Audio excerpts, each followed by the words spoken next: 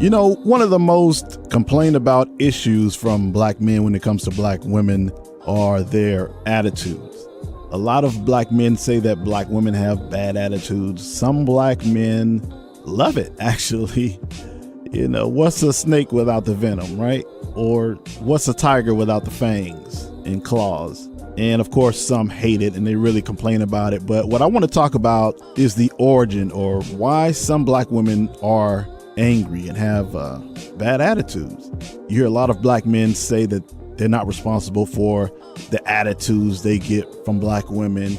And when I say attitude, I mean, you know, she gets angry real easily or quickly when certain issues trigger her. And sometimes just even small issues, trivial issues that trigger her, she goes from 0 to 100 just like that. And why does that happen? Why do black women just fly off the handle even over simple issues? So the way I look at it is the same way I look at this question, and that is it the chicken or the egg? Which came first, right?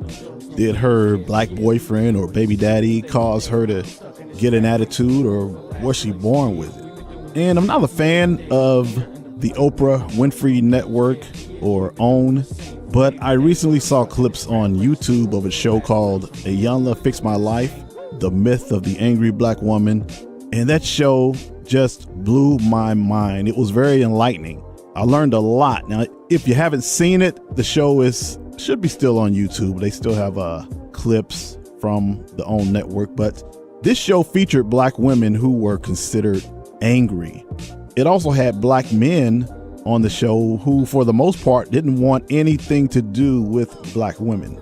Even Rick Ross's ex-fiance was a part of the group as well. I don't know her name. You can probably Google it. She's a very young, very attractive young lady, ex-stripper. The show focused mainly on healing for the women, and I didn't really focus too much on the men, but I guess understanding from the men of why they felt about black women. All of the women had issues that they were trying to heal from, and even though a lot of their backstories were different, the conclusions and the source of their attitudes ended up coming from one entity.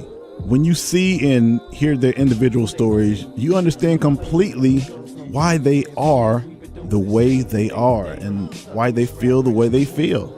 It was clear that these women had become fighters just to survive. They had to become fighters just to go through the shit that they've been through. They didn't learn how to nurture like most normal women do. They had to learn how to be survivors. And these ladies were abused physically and sexually.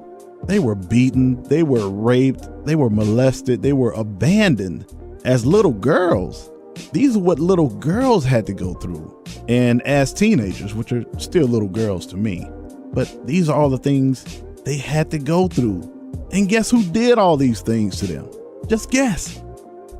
It was black men. Yeah, it was black men.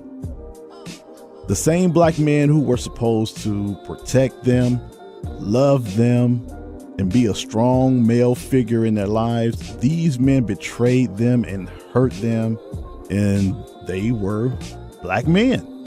Am I saying all black men are like this? No, of course not. I'm a black male, and I'm definitely not like that. But all the black women on this show, Iyanla Fix My Life, all of their lives were destroyed by black men. And then you wonder why black women have attitudes towards black men.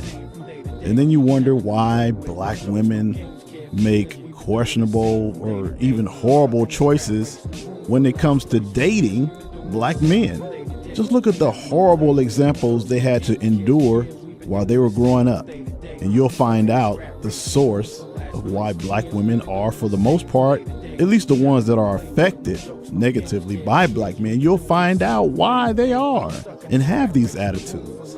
So like I said before, with this question, which came first, the chicken or the egg? Stuck in this rat race, no room for last place. For years we've been doing the same from day to day. Yeah, for years we've been doing the same from day to day. Stuck in this rat race, no room for last place. For years we've been doing the same.